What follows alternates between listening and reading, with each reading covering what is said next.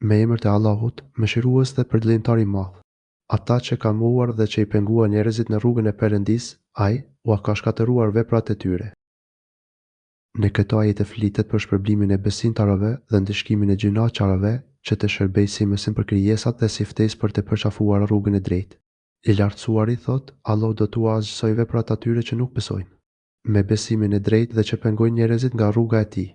Këta janë krerët e kufrit ose udhëheqësit për në humbje dëshpërim.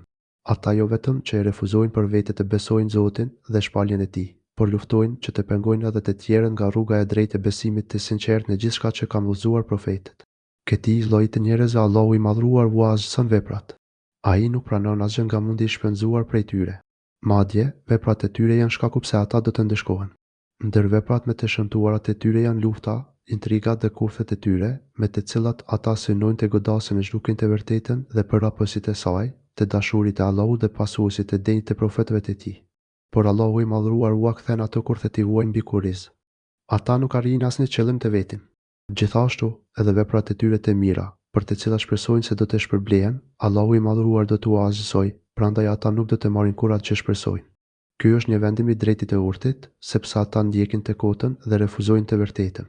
Çdo vepër me të cilën nuk synohet të kënaqet Allahu, është e refuzuar dhe azhësuar. Të tilla janë adhurime të përkushtuara idhujve, putave dhe çdo të adhuruari tjetër, veç Zotit një dhe të vetëm. Të tilla janë edhe veprat me të cilat synohet që të mbështetet e kota.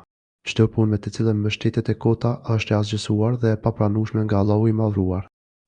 Ata që besojnë dhe punojnë veprat e mira dhe besojnë atë që i është shpallur Muhamedit, ajo është e vërteta prej Zotit të tyre. Ai do t'ju mbulojë mëkatet dhe do t'u përmirësojë gjendjen atyre.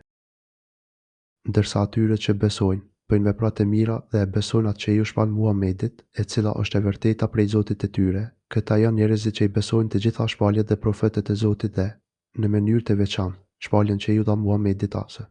Përveç besimit të saktë dhe të sinqertë, ata bëjnë veprat e mira, duke plotësuar detyrimet ndaj Allahut dhe detyrimet ndaj krijesave.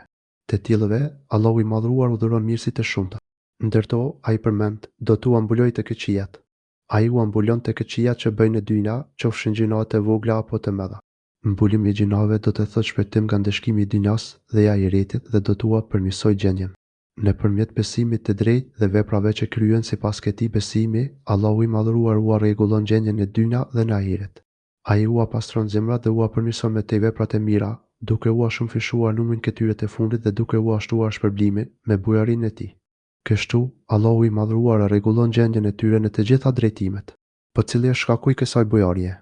I madhruari thotë, me që ata që kanë mohuar mbështetjen e të pavërtetën, kurse besimtarët mbështeten në të vërtetën e Zotit të tyre. Kështu Perëndia ua sjell njerëve shëmbujt e tyre. Kjo, sepse ata që nuk besojnë ndjekin të pavërtetën, ndërsa ata që besojnë ndjekin të vërtetën që ka ardhur prej Zotit të tyre. Ata ndjekin të vërtetën duke respektuar dy parimet e saj, sinqeritetin ndaj të adhuruarit, duke e kryer çdo vepër vetëm për të, dhe, së dyti, duke patur sigurinë e plotë se kjo e vërtetë është prej Zotit dhe se çdo shpërblim i premtuar nga i madhëruari do të jepet. E vërteta ju dhuruar nga Zoti i tyre, i cili kujdeset gjithmonë që ata ta duan të vërtetën dhe ta pasojnë atë. Nëse ata përqafojnë të vërtetën e sjell nga Zoti i tyre, ai u rregullon të gjitha çështjet. Me qëllimin e sinqert për hir të Allahut, që është i përjetshëm dhe i vërtetë, veprat e tyre janë pranueshme dhe të shpërblyeshme nga ai. Ky shpërblim do të jetë pamas, i mrekullueshëm dhe i përjetshëm. Kështu u sjell Allahu shëmbujt njerëzve. Allahu i madhëruar i përshkroi edhe të mirët, edhe të keqit me cilësitë e tyre, në mënyrë që çdo kush të jetë i qartë se cilit grup do t'i përkas, me veprat që do të kryejë. Kur të takonin në luftë me mohuesit, binin e qafë derisa tira skapidje t'i shkatëroni ata, e pastaj lidhin zëni robër, dhe mandej, ose i lironi me zemërgjerësi ose me kompensim, përderisa të mos bëhet anpushimi. Kështu bëni. Sikur të doj Perëndia, ai do t'i shkatëronte ata, por ai dëshiron t'ju provojë juve njërin me tjetrin. Ai nuk u humbë veprat atyre që vdesin në rrugën e Perëndisë. Allahu i madhruar i uzon adhuruesit e tij në gjithçka të mirë, që u mundson atyre begati, lumturi dhe fitore mbi armiqt. Ai thotë, kur të ndesheni me jo besimtarët, goditini në qafë, derisa t'im mposhni. Nëse përballeni në luftë me mohuesit, luftoni me trimëri dhe gjuajini pa mëshirë në qafa, derisa t'i sfilitni e t'im mposhni. Pasi ti mundi, nëse e shihni si me të dobishme që ti mbani robërit e luftës, atëherë mbajini, por, me pas, Lidhini mirë, e kështu mund t'i lironi falas ose mund të kërkoni çmim për ta. Keni kujdes që robërit të mos ju shpëtojnë. Lidhini mirë, që të mos kenë mundësi të arratisem. Për robërit, ju jeni të lirë të zgjeni, ose t'i lironi pa kërkuar çmim për lirimin e tyre, ose t'i mbani derisa ata ose miqtë e tyre të paguajnë për lirinë e tyre, ose edhe mund t'i shkëmbeni me robër musliman që janë tek ata. Kështu le të vazhdoj derisa të përfundoj lufta. Pra, derisa të përfundoj lufta dhe të arrini paqe ose armpushim me ta. Çdo kohë dhe situat ka rregullat që i përshtaten me mirë. Rregullimi sipër mbledh gjatë kohës së luftës, ndërsa në të kundërt, nëse nuk ka luftë, atëherë nuk flitet me për robër e vrasje. Po të donte, Allahu do t'i shkatëronte ata. Kuptimi, nëpërmjet provës së luftës, ngrihet tregu i xhihatit dhe zbulohen qartë cilësitë e vërteta të robërve, duke u dalluar të sinqertë nga gënjeshtarët. Madje, në të tilla raste, besimi i atyre që besojnë drejt shtohet më shumë. Ndërsa ata që nuk kanë besim të drejtë, por kanë vetëm interesa të kësaj dynjaje, bëhen palë vetëm me ata që fitojnë. Për këtë arsye, besimi i tyre nuk është gjatë, por arrin edhe të zhduket gjatë sprovave e vështirësive, por ai dëshiron që t'ju sprovoj me njeri tjetrin. Allahu i madhëruar ka vendosur që t'i sprovoj besimtarët me jo besimtarët, duke bërë që ditët e fitorëve të vërtite mes tyre, domethënë duke fituar herë njëra palë e herë tjetra. Por po të dëshironte Allahu i madhëruar, ai do të bënte që muslimanët i mposhnin gjithmonë qafirët, sepse Allahu është i plotfuqishëm për gjithçka. Po të dëshironte, ai do të bënte që qafirët të mos provonin kur fitore mbi muslimanët, por Allahu i urtë ka një qëllim. Ai thotë, Allahu nuk do ua humb veprat atyre që bien dëshmor në rrugën e tij. Ata kanë një shpërblim shumë të madh, sepse kanë luftuar kundër armiqve të Zotit, me synimin që fjala e Zotit të jetë më e lartë. Allahu i lartësuar nuk ka për t'ua humbur kur veprat atyre. Përkundrazi, ai do t'ua pranoj, madje do t'ua kultivojë shtojmë më shumë. Dhe ai, me siguri, do t'i uzoj ata dhe do t'ua përmirësoj gjendjen e tyre. Ai do t'i uzoj drejt lumturisë dhe do t'ua përmirësoj gjendjen e tyre. Allahu i madhruar i uzon ata drejt xhenetit, duke i bërë të qëndrueshëm në këtë rrugë. Gjithashtu, ai përmirëson gjendjen dhe çështjet e tyre. Ai ua shumëfishon shpërblimin për veprat që kanë bërë, pamendime e vështirësitë e mëdha të kryera nga ana e tyre, dhe do t'i shpjellë në xhenet ata, të cilin madje ua ka përshkruar atyre. Ai do t'i fusë ata në xhenet, të cilin ua ka bërë të njohur më parë. Allahu i madhruar ua ka prezantuar e përshkruar me hollësi xhenetin, duke i bërë të përmallohen për të. Ai u ka treguar edhe veprat që të çojnë në xhenet, mes të cilave është edhe lufta në rrugën e Zotit. Në fakt, është Allahu i madhruar ai që u jep sukses të zbatojnë atë që janë urdhëruar ta zbatojnë. Më pas, ai fut ata në xhenet, duke i drejtuar te gradat më larta. Kështu, ai lumturon ata me stolitë e mrekullueshme të xhenetit. Atje ata do të jetojnë në paqe e siguri dhe kjo do të vazhdojë përgjithmonë. O besimtar, nëse ndihmoni Perëndin në rrugën e tij, edhe ai do t'ju ndihmon juve dhe do t'ua mundsoj për parimin tuaj. O ju që keni besuar, nëse ju ndihmoni Allahun, ai do t'ju ndihmojë dhe do t'ju forcojë këmbët tuaja. Ky është një urdhër që Allahu i madhruar u drejton besimtarëve që ata të ndihmojnë fenë e tij, duke jetuar sipas saj, duke zbatuar atë për veten e tyre, duke ftuar të tjerë të jetojnë sipas saj, duke luftuar armiqtë e kësaj feje. Por çka është më e rëndësishme, me të gjitha këto vepra ata duhet të kenë si qëllim arritjen e kënaqësisë së Allahut të madhruar. Nëse ata veprojnë kështu, Allahu i madhruar ka për t'i ndihmuar, ka për t'u dhuruar fitore, ka për t'u forcuar këmbët, besimin dhe pozitat e tyre.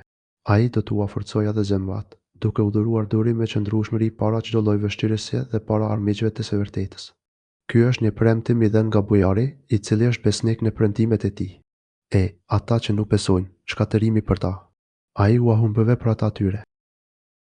Ndërsa ata që nuk besojnë, qofshin të shkatruar, ai do t'u azsoj veprat e tyre. Ndërsa ata që e morin Zotin dhe rreshtohen me palën e të keqes, ata do të dështojnë gjithmonë në çështjet e tyre.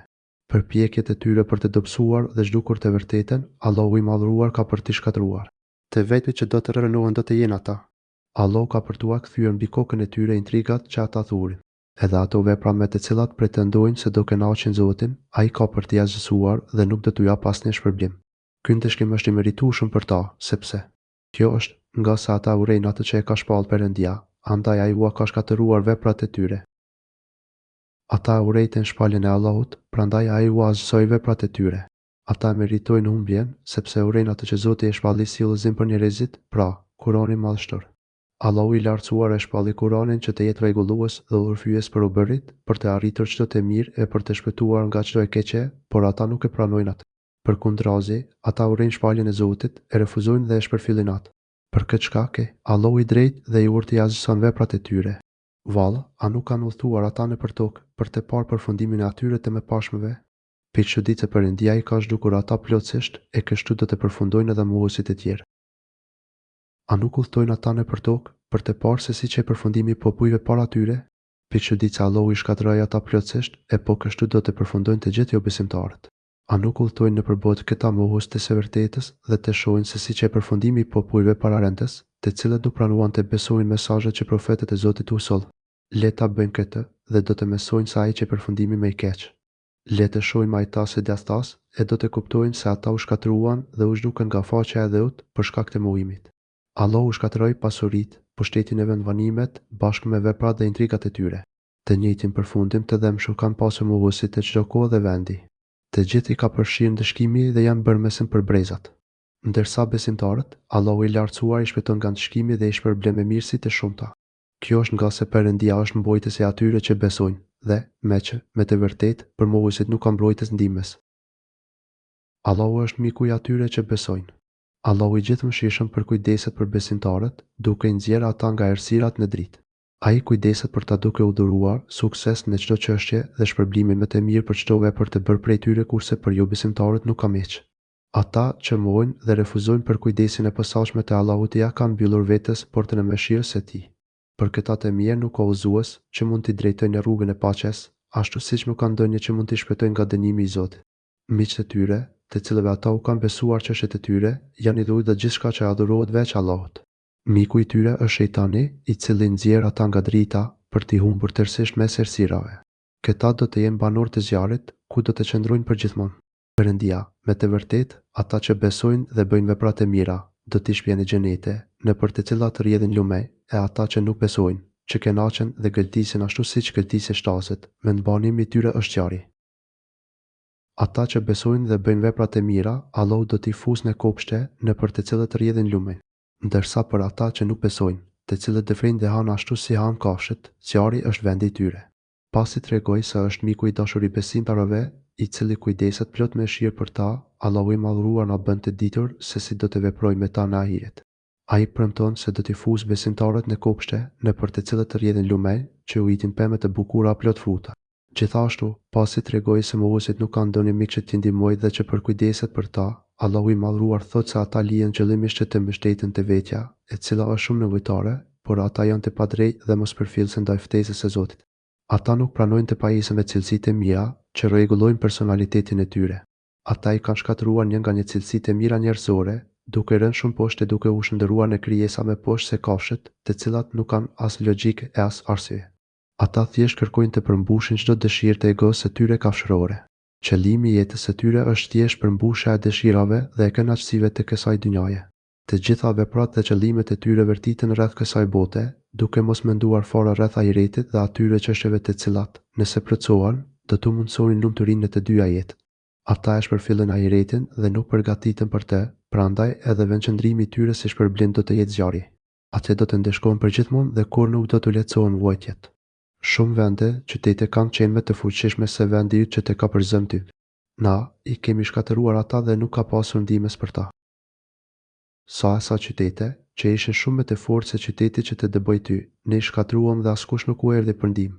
Kuptimi, janë të shumta vendet ose qytetet e mohuesve të profetëve, që ishin më madhështor dhe më të fuqishëm se sa këta që refuzojnë të pranojnë ty, por Allahu i madhruar i shkatërroi ata të gjithë. Kur ata mohuan profetët tanë, duke pretenduar dhe shpifur se ata ishin gënjeshtar, atëherë mbi ta goditi me ashpërsinë dëshkimi i Zotit të plotfuqishëm. Askush nuk mund të ndihmonte ta shpëtonte nga ai dëshkim. Edhe pushteti, pasuria dhe fuqia e tyre nuk u bën dobi. As mjetet luftarake, fëmijët dhe ushtritë e shumta nuk u dolën në krah. Atëherë, çfarë do të ndodhë me ata të mirë të pafuqishëm, të cilët e dëbuan profetin nga vendi i vet, të cilët e mohuan, e uryen dhe e luftuan atë, ndërkohë që ai ishte më i zgjedhuri mes të gjithë profetëve dhe më i miri njeri mes të parëve dhe të fundit. Pi çudit sa nuk e meritonin ata ndeshkimin më shumë se çdo popull tjetër mohues? Pi çudit se padyshim që e meritonin një ndeshkim të ashpër dhe të dëmshëm, por Allahu i madhruar e dërgoi profetin Muhammed si mëshirë për të gjithë botëra. Ai u dërgua për të qenë i durueshëm, tolerant, falës, i butë dhe i dëmshëm me popullin e tij. Vallë, a është i njëjtë ai që pason argumentet e qarta të Zotit e tij me atë që i zbukurohen punët e veta të shëmtuara dhe i cili pason epshet e veta? Pe çuditse. Vallë, a është i njëjtë ai që i përmbohet udhëzimit të qartë prej Zotit e vet me atë të cilit i janë zbukuruar veprat e këqija dhe ndjek epshet e veta? Pe çuditse kursesi nuk është një lloj ai që është i qartë tërësisht për fen dhe besimin e tij, duke u bazuar në diturit të saktë, të drejtë dhe të vërtetë dhe duke punuar me sinqeritet me atë dituri vetëm për të fituar kënaqësinë e Allahut me atë që ka një zemër të verbër. Ky i fundit, ndryshe nga i pari, e refuzon të vërtetën dhe ka devijuar nga rruga e drejtë, duke pasuar dëshirat dhe epshet e veta, pa pasur udhëzim dhe dritë nga Allahu.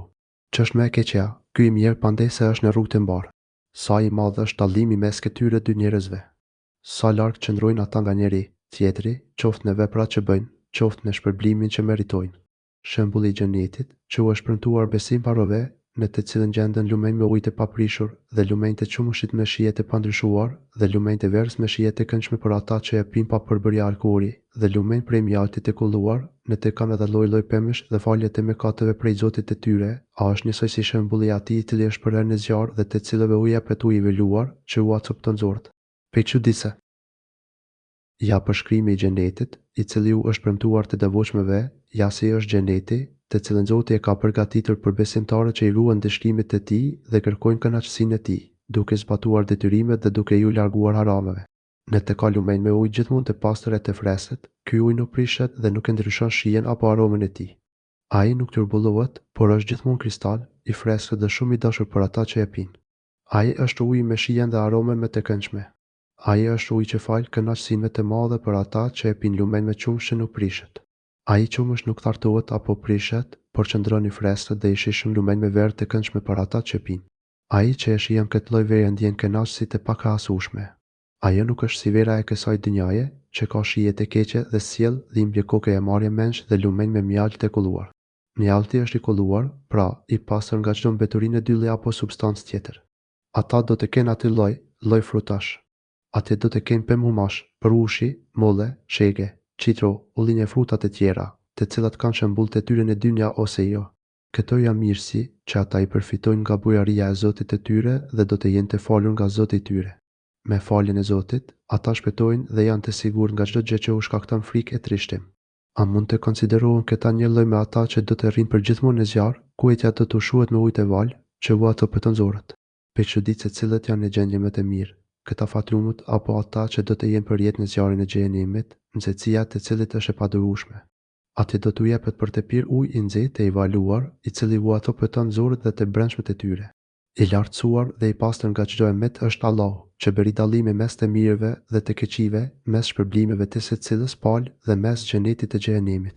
Në mes tyre ka edhe të atill që të përgjojnë ty, e posa të largohen prej teje, i pyesin ata të cilëve u është dhënë dinia, që tha ai më parë. Pe çuditë këta janë ata, zemrat e të cilëve u ka vullosur Perëndia dhe të cilët ndjekin epshet e veta.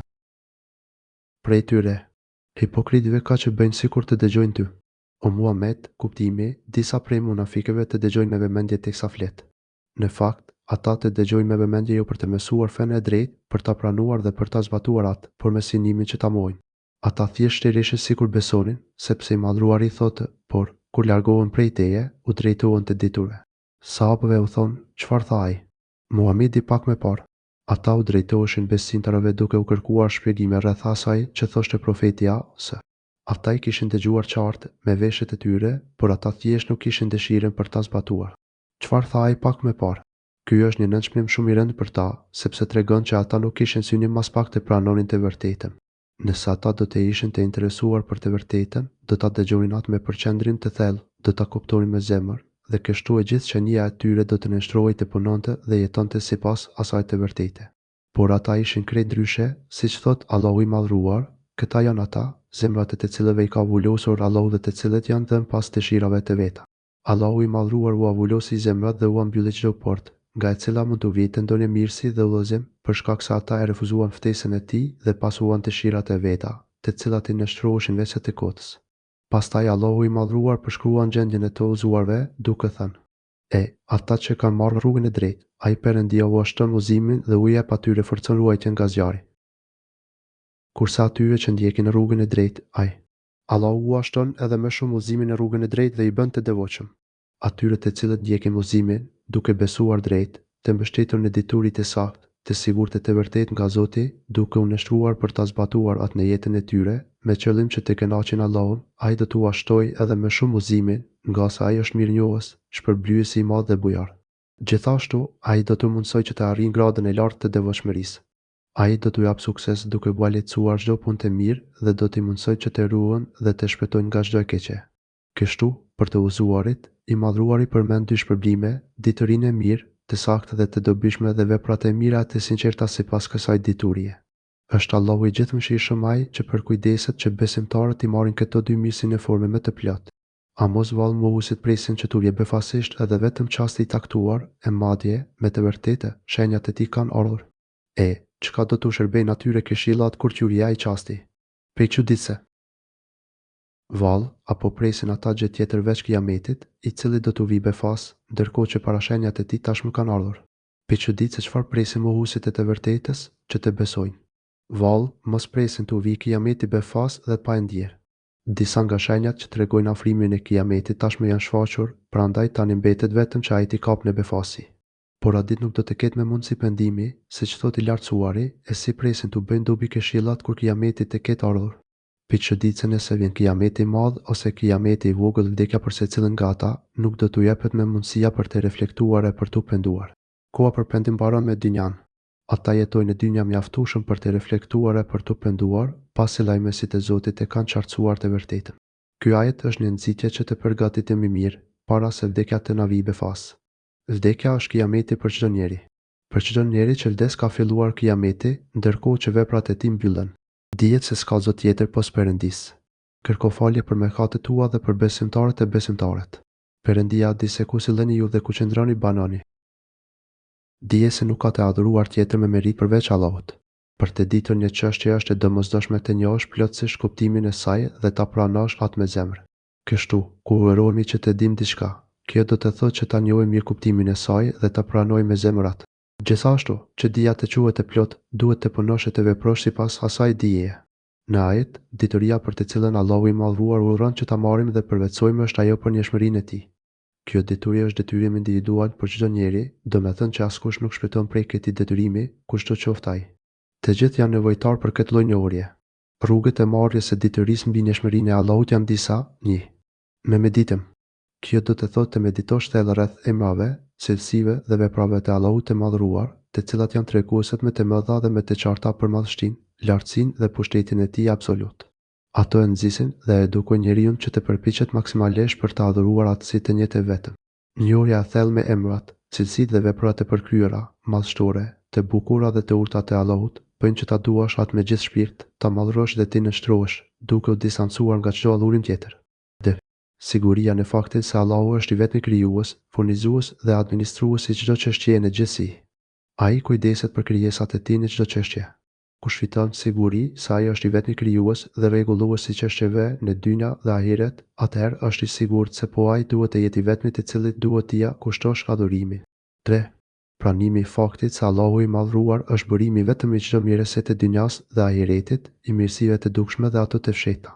Kjo bën që zemra të lidhet fort pas tij, të mbushet me dashurinë për të dhe të nështrohet për të adhuruar vetëm atë si një, të vetëm dhe të pashoq. 4. Dëshmitë që shohim apo dëgjojmë rreth mirësive që kanë miqt dhe të dashurit e Allahut, të cilët e kanë plotësuar me zemërnjësimin e Zotit të madhruar. Zoti ka begatuar ata me mirësi të shumta në dynja e ahiret dhe u ka dhuruar fitore kundër armiqve. Ndërsa idhujtarët dhe armiqtë e Zotit, të profetëve dhe të besimtarëve, nga ana tjetër, ai ndeshkon dhe poshtëron në dynja dhe ahiret. Këto dëshmi nga realiteti përforcojnë detyrinë se ai është i vetmi që meriton adhurimin me të gjitha llojet e tij. 5. Njohja e cilësive të idhujve dhe bindja se ata janë të mangët nga të gjitha këndvështrimet, të varfër dhe nevojtar në veten e tyre.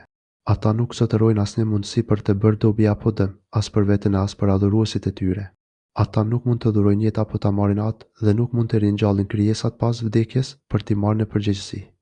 Ata nuk mund të ndihmojnë asnjë apo të dhurojnë fitura adhuruesve të tyre.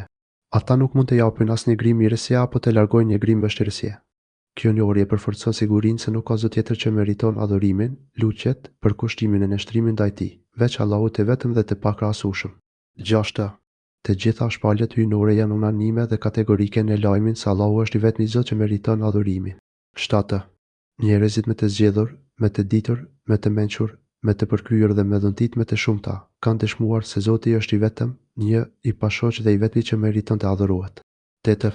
Shenjat e shumta që Zoti ka vendosur në natyrë dhe në vetët tona, të cilat tregojnë se ai është një i vetëm e i pashoqsi në krijimin, sotërimin dhe administrimin e çështjeve të krijesave, ashtu edhe në meritueshmërinë e adhurimit. Ato fakte dëshmojnë madhështinë, përpikmërinë dhe urtësinë e krijuesit, që do të thotë se Allahu është i vetmi që meriton ta duash, ta madhrosh, të nështrohesh dhe të shpresosh tek ai. Këto janë disa nga mënyrat e përdorura më shpesh nga Allahu i madhruar, me të cilat ai na mëson se nuk ka të adhuruar tjetër me merit veç tij. Nëse do të meditonim me kujdes vetëm qoftë edhe në njërin prej tyre, do të arrinim siguritë e plotë dhe të patundshme se nuk ka të adhuruar tjetër me merit veç Allahut. Ndërsa po t'i arrish bashkë të gjitha këto mënyra të njohjes, padyshim që siguria e robit rreth kësaj çështjeje bëhet e palekundshme, duke u ngullitur mirë në zemrën e tij. Atë nuk mund të trondisin dyshimet dhe as supozimet e kota, por veç se ja shtojnë edhe më shumë bindjen dhe sigurinë. Po të shtojmë këtyre rrugëve një portë të madhe të njohurive e mirësive, Kurani madh shtor, atëherë suksesi bëhet i padiskutueshëm. Meditimi në ajetet kuranore dhe në mesazhet tyre është një rrugë shumë e gjerë për marrjen e njohurisë së tauhidit. Në Kur'an jepen hollësi të kësaj njohurie, si dhe argumente e fakte që nuk mund të gjenden tjetër kënd. Kërko falje për gjunahet e tua, për besimtarët e për besimtarët. Kuptimi, kërkoj falje Allahut për gabimet e tua. Kërkimi i faljes bëhet duke zbatuar ato vepra që Zoti ka bërë shkaqe për faljen e gjunaheve, si pendimi i sinqertë, lutja e sinqertë për falje gjunahesh, veprat e fjalët e mira që fshin gjunahet, largimi nga gjunahet, falja atyre që të bëjnë pa drejtësi. Për shkak të imanit të tyre, besimtarët kanë të drejta dhe detyrime ndaj njëri tjetrit. Ndër këto detyrime është që besimtari të lutet dhe të kërkojë falje për besimtarin dhe për gabimet e tij. Kërkimi i faljes sjell për të fshirjen e gjunaheve dhe largimin e ndeshkimit prej tij. Gjithashtu, një ndër detyrimet kundrejt muslimanit është që të duash për të atë që dëshiron për veten tënde dhe të uresh për të atë që e uën dhe nuk e dëshiron për veten tënde. Besimtari e udhëron besimtarin për çdo gjë që mundson mirësinë dhe lumturinë e tij dhe e ndalon nga çdo gjë që është në dëm të tij. Gjithashtu, ai e fal dhe e toleron atë për gabimet dhe për ndonjë mangësi që ka. Muslimani përpiqet që të forcojë unitetin dhe të bashkojë zemrat e muslimanëve, të sheshojë mosmarrëve, shihet, të ulë gjakrat dhe të largojë urrëtitjen mes tyre, dukuri këto që sillin armiqësi dhe përçarje. Padyshim, armiqësitë mes muslimanëve bëjnë që gjunahet e tyre të shtohen dhe të zmëllohen. Allahu i di mirë lëvizjet dhe vendqëndrimin tuaj. Allahu i madhëruar di gjithçka për veprimet tuaja, për lëvizjet apo mos lëvizjet, për vajtjet dhe ardhjet tuaja. Përveç kësaj, ai do t'ju shpërblej për punët tuaja të mira, madje duke u ashtruar ato me bujarinë e tij. Kurani vjen me disa trajtesa dhe funksione, një. Ai vjen si lajm dhe prezantim me emrat, cilësitë, veprat dhe fjalët e Allahut, dhe ky është tauhidi në njohjen dhe besimin rreth Allahut. Ai vjen si ftesë për të adhuruar Allahun si një, të vetëm e të pashoq dhe për t'u larguar nga çdo gjë që adhurohet veç tij. Ky është tauhidi në meritën e adhurimit. 3. Ai vjen me urdhra dhe ndalesa prej Zotit. Ky quhet plotësuesi i tauhidit. 4. Në Kur'an i mëson rreth shpërblimit dhe bujarisë së madhe, me të cilën Zoti do të nderojë ata që plotësojnë tauhidin. Ai na përshkruan në imtësi se si do t'i trajtojë. Allahu i lartësuar njësuesit në dynja dhe çfarë ka përgatitur për ta në ahiret. Ky është shpërblimi i tauhidit. 5. Kurani të mëson rreth idhujtarëve, rreth mënyrës se si vepron Zoti me ta në dynja dhe çfarë ndëshkimi i pret në ahiret. Ky është shpërblimi i atyre që largohen nga tauhidi. Përfundimisht, i gjithë Kurani shërben për qartësimin e tauhidit, të parimeve kryesore dhe plotësueset e tij, të shpërblimit të tij, si dhe për të treguar ndëshkimin e atyre që i largohen tauhidit. Thon ata që kanë besuar, sikur të ishte shpallur një sure. Kur u shpall një sure e qartë dhe në të u përmend obligimi i luftës, i sheti ata zemrash të semuara me besin të dyshimt, si të shikojnë ty me shikimin si të agonisë së jetës. Më e përshtatshme do të ishte për ata. Allahu i madhruar na tregon për disa besimtarë, të cilët, duke u nxituar, kërkojnë të marrin përsipër detyrime, plotësimi të cilave është i vështirë. Disa besimtarë thonë, sikur të ishte shpallur një sure. Për luftën, besimtarët kërkonin dhe dëshironin që të shpallej ndonjë sure ku të bëhej detyruar lufta. Por ku shpallet ndonjë sure e qartë që flet për luftë, ata që kanë zemrat të semura të shikojnë sikur të ishin në agoninë e vdekjes. Kuptimi, kur zbret surja që e bën të pakfyeshme luftën, e cila është gjëja më e vështirë për shpirtin e njeriut, ata me iman të dobët të rriqen dhe nuk qëndrojnë si burrat për ta plotësuar këtë detyrim. I Madhruari thotë të shikojnë sikur të ishin në agoninë e vdekjes.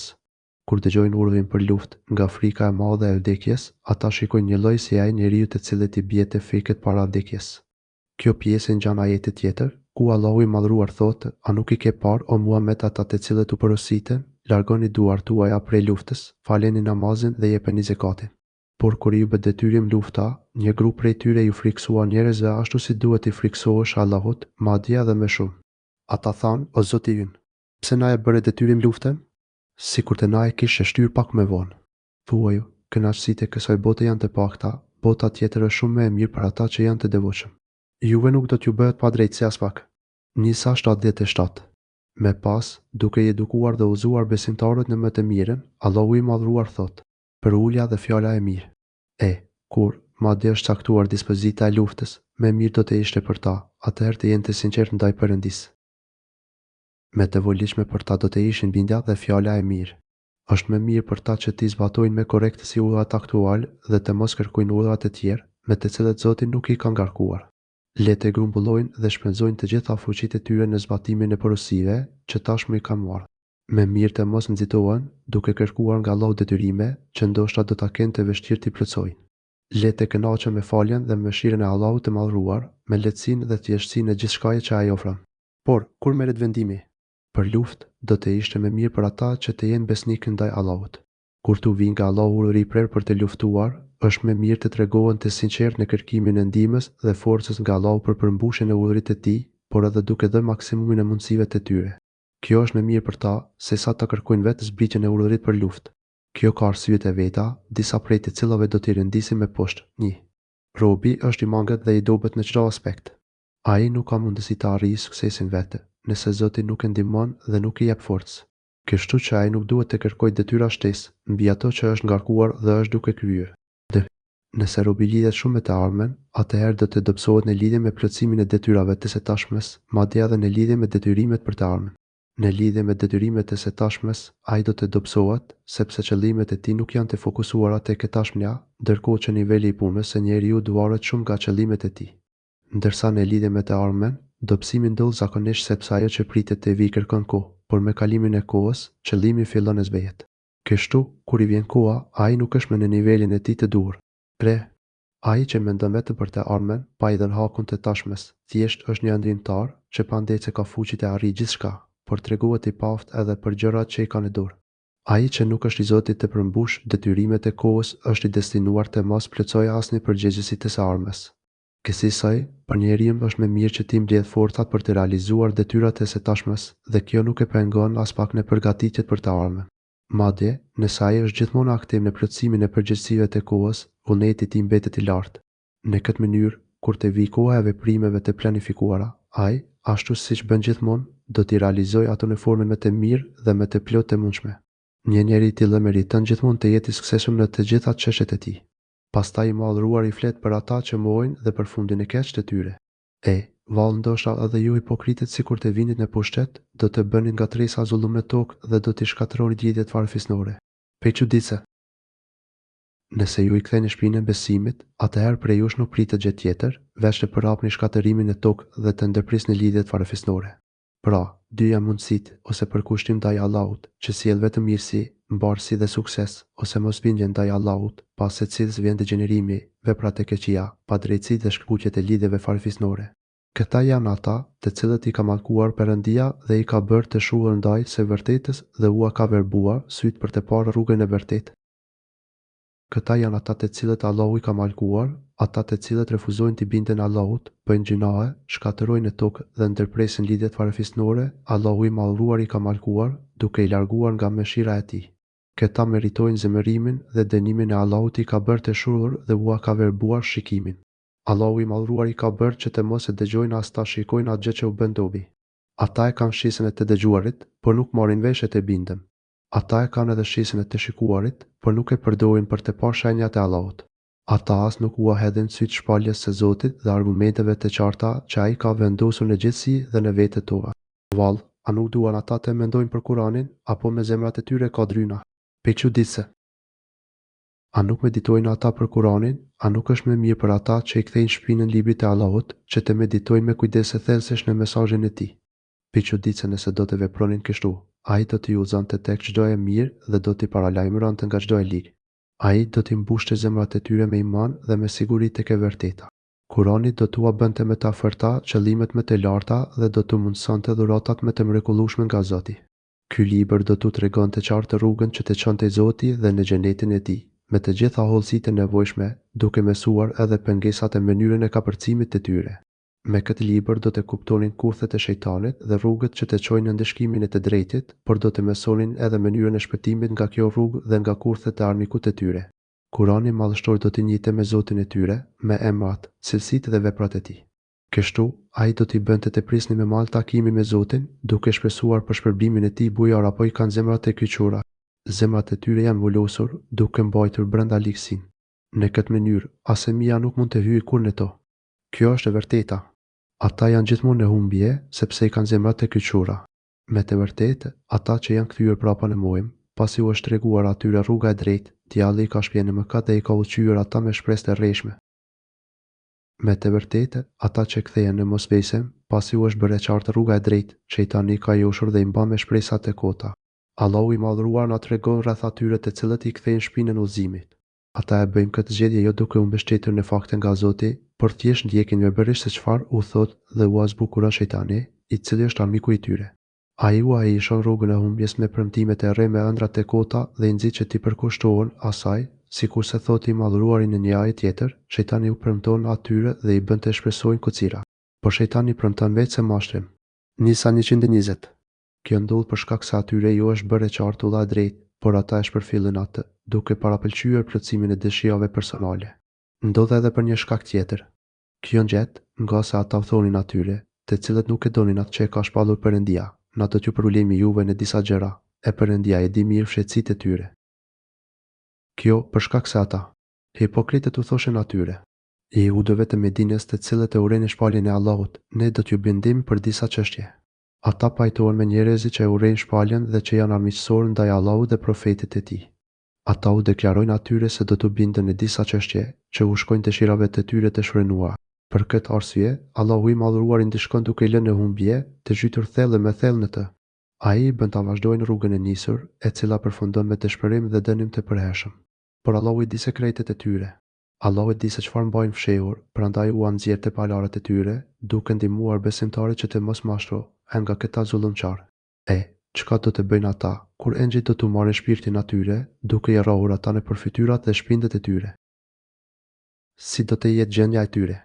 Hipokritë, kur melekët tua marrin shpirtin, duke i goditur në fytyrat dhe në shpinat e tyre. Si do të jetë gjendja e tyre e shëmtuar, kur melekët e ndeshkimit të dërgohen për t'u shkurur shpirtin me dhimbje? Piqudit se kjo vërtet është një pamje e tmeshme. Ata do t'i godasin fort në fytyrë dhe kuriz, me ashpërsi dhe pa mëshirë. Kjo mënyrë e vdekjes është nga sa ata pasuan atë që shkakton pesmin e Perëndisë dhe që urrejnë kënaqësinë e tij, e ai u ka shkatëruar veprat e tyre. Kjo, për shkak se ata i shkuan pas asaj që sjell zemërimin e Allahut dhe urrejtën atë, rrugët e mbarë që sjell kënaqësinë e tij. Prandaj, ai i vlerësoi veprat e tyre. Ata e meritojnë dëshkimin për shkak se bëjnë gjëra që e zemërojnë Allahun e madhruar. Ata zhyten në kufër, padrejtësi, imoralitet dhe mosbindje ndaj Allahut. Për ta nuk ka as pak rëndësi arritja apo jo e kënaqësisë e Zotit.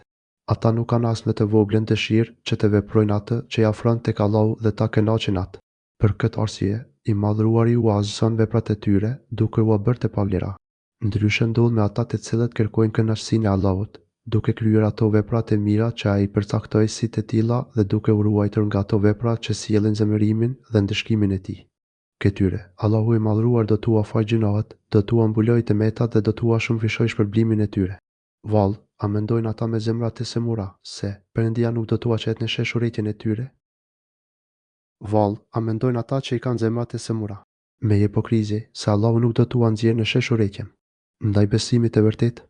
Piqudit se a mos mendojnë ata që i kanë zemrat e semura nga dëshimet, epshi dhe dëshirat pa fre, se Allahu nuk do t'ua nxjerrë jashtë mlefin, urrëtitjen, armiqsinë dhe ligësinë që mbajnë fshehur në krahor. Piqudit se sëmundjet e zemrës e nxjerrin njeriu nga natyrshmëria e pastër dhe e fusin në pegull e zullumit. Mendimi i tyre se Allahu nuk do t'ua nxjerrë në dukje urrëtitje ndaj Islamit dhe muslimanëve është shumë i gabuar dhe bie ndesh me urtësinë e Allahut të madhruar. Urtësia e tij e bën të domosdoshme që të dallohen të sinqertë nga gënjeshtarët, nëpërmjet sprovave dhe vështirësive.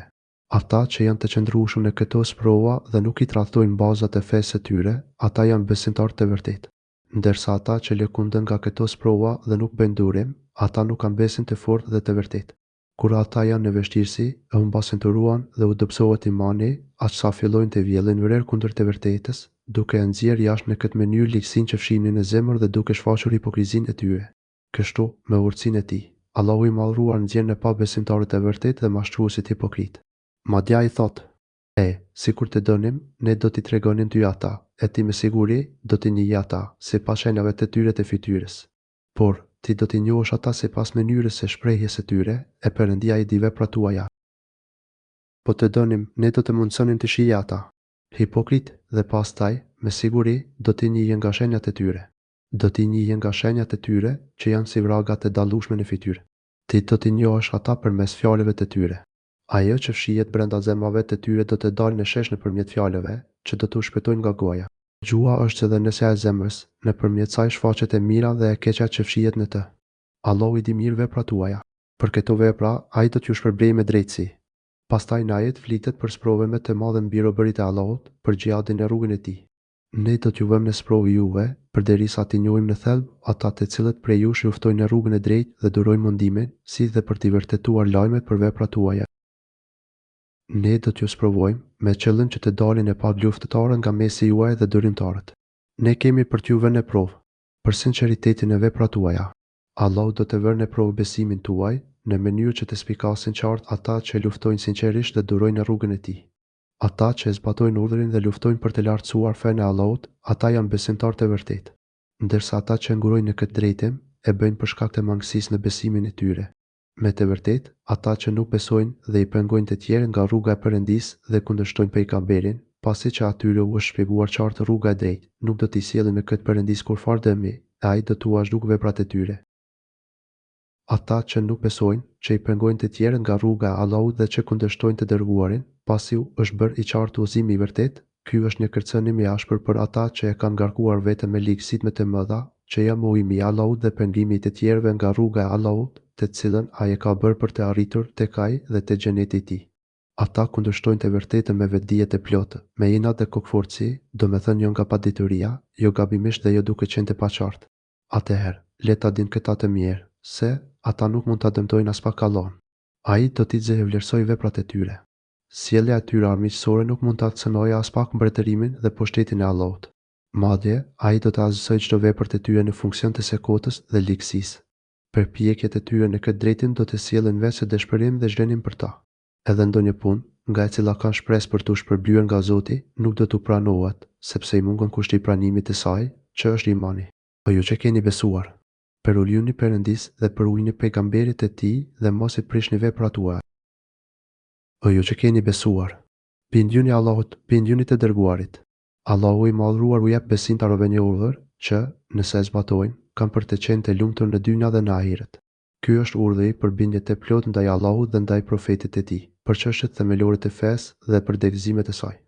Bindja nënkupton plotësimin e urresave dhe largimin nga haramet, në mënyrën e përcaktuar nga Allahu e profeti i tij dhe me qëllimin e sinqertë për të kënaqur vetëm Allahun e Madhruar e mos i çoni dëm veprat tuaja. Kjo është një porosje nga i lartësuari për t'i ruajtur veprat tona të mira që kemi bërë nga çdo gjë që i cënon ose i fshin fare ato, siç është përfolja atyre punëve, vetkënaqësia, mburja apo shtirja. Edhe gjinohet i fshin veprat e mira dhe shpërblimin e tyre. Gjithashtu, veprat e mira i prish edhe ndërprerja e tyre në mes, pa i plotësuar, apo kryerja e ndonjë vepre specifike që sheriati e ka përcaktuar si dëmtuese të punës së mirë. Kështu ndodh, për shembull, me namazin, agjerimin ose haxhin, që mund të prishen me disa vepra e fjalë të caktuara. Juristët fetar mbështeten në këtë ajet kur thonë se është ndaluar ndërprerja e një adhurimi farz dhe është e papëlqyeshme ndërprerja e një adhurimi të pëlqyeshëm, por jo i detyrueshëm për t'u plotësuar. Nëse Allahu i Madhruar na ka ndaluar të prishim punët e mira, nga ana tjetër na ka urdhëruar për rregullimin dhe plotësimin e tyre. Me fjalë të tjera, ne duhet i përkryejmë gjithmonë veprat tona me qëllimin e sinqertë për të kënaqur Allahun e lartësuar. Me të vërtetë, ata që nuk besojnë e vdesin si mohues, Perëndia, kursesi, nuk do t'i falë ata. Ky ajet, së bashku me ajetin e surën Bekare, ku thuhet e kush zbrapset nga feja e tij dhe vdes si jo besimtar, atij i zhduken veprat në këtë jetë dhe në jetën tjetër. Të tillët janë banorë të zjarrit dhe në të do të jenë përjetësisht janë kufizuese të çdo teksti gjithëpërfshirës, ku thuhet se kufr i fshin të gjitha vepra. Pra, kushti është që mohuesin ta kapë vdekja në atë gjendje, domethënë pa u penduar para vdekjes. Kështu, i Madhëruari thot në këtë ajet, ata që nuk besojnë dhe pengojnë të tjerët nga rruga e Allahut, pastaj vdesin duke qenë jo besimtar, Allahu nuk do t'i falë kur. Ata të cilët mohojnë Allahun, melekët, librat, profetët e tij, ditën e fundit, madje pengojnë edhe të tjerët nga feja e Allahut, duke u ashtërmbëruar të vërtetën dhe duke u zbukuruar të kotën, pastaj vdesin në këtë gjendje, pa u penduar nga këto punë të keqia, këtyre Allahu nuk ka për t'u falur gjinohet. Këtyre nuk kanë për t'u falur gjinohet as nëpërmjet dëmjetësuesve as me ndonjë mënyrë tjetër. Për ta bëhet i pakthyeshëm dëshkimi dhe i paritshëm shpërblimi. Për ta bëhet e detyrueshme përjetësia në zjarrin e xhenemit, duke i mbyllur përfundi, mish porta e mëshiruesit dhe falësit të madh. Nga ajeti kuptojmë se, nëse ata pendohen për këto punë para vdekjes, Allahu i përshin e faljen dhe mëshirën e tij dhe i fut në xhenet. Sikur të gjithë jetën e tyre ta kenë kaluar duke mohuar Allahun në gjithçka që nuk duhet mohuar, duke penguar njerëzit nga rruga e Allahut e duke bërë gjinoh pa ofre, në qoftë se ata para vdekjes pendohen dhe kthehen te Zoti me kërkim faljeje, i gjithë mëshirë, shmi fal dhe i mëshiron. I lartësuar dhe i lavdëruar qoftë Allahu i Madhëruar, i cili ja ka hapur portën e pendimit dhe nuk ja ka mbyllur askujt për sa kohë është gjallë dhe mund të pendohet. I lavdëruar qoftë ai, që është i butë e i mëshirshëm, që nuk nxitohet të ndëshkojë gjunaqarët, por, përkundrazi, i ruan, u jep shëndet e i furnizon, sikur të mos kishin bërë asnjë gjunah, edhe pse është i plot fuqishëm që t'i ndëshkojë. Pastaj Madhëruari thotë: "Dhe mos u bëni qyqar dhe mos afroni paqe duke qenë ju më të fuqishëm, sepse Perëndia është me ju në ndihmën tuaj, ai nuk u pakson shpërblimin e veprave tuaja. Mos u tregoni të dobët e të kërkoni paqe, kur ju jeni më të lartët dhe Allahu është me ju. Allahu nuk do t'ju paksoj kur shpërblimin për veprat tuaja. Mos u tregoni të pafuqishëm në luftën kundër armiqve tuaj. Mos u friksoni, por bëhuni durimtar dhe qëndroni të patundur. Vazhdimisht përgatituni për luftë dhe vështirësi, por bëjeni këtë me qëllimin për të kënaqur Zotin tuaj, në ndihmë të Islamit, si dhe për të poshtëruar shejtanin. Mos kërkoni paqeti me qafirët, thjesht për të rënë rehat, sepse ju jeni më të lartët dhe Allahu është me ju. Ai kur nuk ka për t'ua cënuar shpërblimin dhe rezultatet e përpjekjeve tuaja. Këtu renditën 3 arsye të forta, të cilat duhet patjetër të motivojnë besimtarët për të qenë të duruar dhe të qëndrueshëm. 1. Ata janë më të lartët. Kjo do të thotë që ata i plotësojnë të parët kushtet e fitores dhe të marrjes së premtimit të Allahut. Njeriu ndihet më i urët se armiku i tij jo vetëm kur është më poshtë në numër, në përgatitje e mjetës së ai, por edhe kur është më i dobët në forcë shpirtërore. Allahu është me ata. Allahu është me besimtarët, duke i ndihmuar, forcuar dhe duke u dhënë fitoren. Ky fakt i fuqizon zemrat e tyre dhe i bën të ndihen superior mbi armiqt. 3. Allahu nuk i pakson as pak veprat dhe përpjekjet e tyre. Ai jo vetëm që do t'u adhurojë të plot shpërblimin që meritojnë, por do t'u ashtojë atë edhe më shumë nga mirësia dhe bujaria e tij. Në mënyrë shumë të veçantë, ai shpërblen adhurimin që quhet xhihad, sepse çdo shpenzim për të shpërblyer deri në 700 feshe më shumë. I lartësuari thot: "O ju që keni besuar, jeni të devotshëm ndaj Allahut dhe jeni gjithmonë me ata që janë të drejtë në fjalë dhe në vepra." Nuk do të ishte me vend për banorët e Medinës as për beduinët përreth, që të mos e ndiqnin pas të dërguarin e Allahut dhe të kursenin veten në vend të atij. Nuk do të ishte me vend, sepse sa herë që ata i kapë etja, lodhja dhe uria në rrugën e Allahut, sa herë që shkelnin ndonjë rrugë që i dhëronte jo besimtarët, sa herë që arrinin çfarëdo lloj fitoreje kundër armikut, të gjitha këto do t'u shkruhet si vepra të mira. Allahu nuk u humb shpërblimin me përmirëve. Çdo herë që ata do të bënin ndonjë shpenzim në rrugën e Allahut, të vogël ose të madh, dhe sa herë që do të kapërcenin ndonjë lubin, atyre do t'u regjistrohej që Allahu t'i shpërblej me së miri për veprën e tyre. Teuben 119, 121. Atëherë, kur robi sigurohet se Allahu i Madhëruar nuk do t'i ja çojë kot luftën dhe përpjekjet e tij, kjo ja shton vullnetin dhe forcat për ta kryer sa më mirë çdo lloj detyrimi. Po nëse bashkohen të 3 arsyet e mesi për me, padyshim, ato ja forcojnë vullnetin dhe aktivitetin duke i bërë të pathyeshëm. Kështu, Allahu i Madhëruar i gjallëron dhe i forcon shpirtërisht besimtarët për t'u bërë të durueshëm dhe të qëndrueshëm në çdo rrugë që sjell suksesin e tyre. Jeta e kësaj bote nuk është asgjë tjetër, pos lojë dhe zbavitje, e nëse besoni dhe ruani prej të keqjave, ai do t'ju shpërblejë juve dhe nuk do të kërkojë prej jush tërë pasurinë tuaj. Vërtet, jeta e kësaj bote është vetëm lojë e dëfim. Duke u zbuluar realitetin e kësaj dynjaje, Allahu i Madhëruar i nxit adhuruesit e tij që të mos jepen shumë pasaj. Ai u tregon se kjo dynja është lojë e argëtim. Njerëzit, në përgjithësi, jepen tërësisht pas pasurisë, fëmijëve, femrave, ushqimeve, pijeve, banesave, argëtimeve dhe pushtetit. Ata shpesh hutohen pas lojrave të padobishme, në pasivitet, shpërqendrime gjinohe. Kështu vazhdoi në të mjerët, derisa u mbaron afati në dynja dhe i glabëron vdekja. Të gjitha qefet shkatërohen dhe tashmë ata e kuptojnë që nuk kanë fituar asgjë me to. Madje, afati i tyre jo vetëm që ka përfunduar pa asnjë dobi, por u sjell një pasojë të hidhur. Në ahiret, ata do të privohen nga çdo e mirë dhe do të hidhen në ndeshkën të rëndë. Kësaj, nëse robi e sheh këtë të vërtet në sy, atëherë, nëse ka pak logjike, do të shpërfill qefet e tepruara të kësaj jete dhe do të tregohet me i përkur. Ai do t'i kushtoj vëmendja asaj që Allahu thot me pas, nëse besoni dhe ruani prej tek këqijave, ai do t'ju jap të plot shpërblimin tuaj. Robi i sjell dobi besimin në Allahun, melekët e tij, shpall, jetë, profetet, ditën e gjykimit, si edhe përpjekja për të qenë i devotshëm ndaj tij, duke kryer urdhëresat dhe duke lënë ndalesat në emër të dashurisë për Zotin dhe për nënshlim ndaj tij. Puna e vazhdueshme për të kënaqur Allahun, duke ju larguar gjinave dhe mosbind, jes ndaj tij, i sjell robit vetëm mirësi. Për të arritur këtë qëllim, ai duhet të garojë dhe të shpenzojë të gjithë mundin dhe kohën e mjaftueshme. Këto vepra që përmblidhen me fjalën adhurim, janë qëllimi kryesor pse Allahu i madhëruar i krijoi njerëzit. Ato janë, në fakt, mëshirë dhe butësi për ta. Nëse i kryen ato, Allahu i madhëruar do t'i shpërblej pa mas.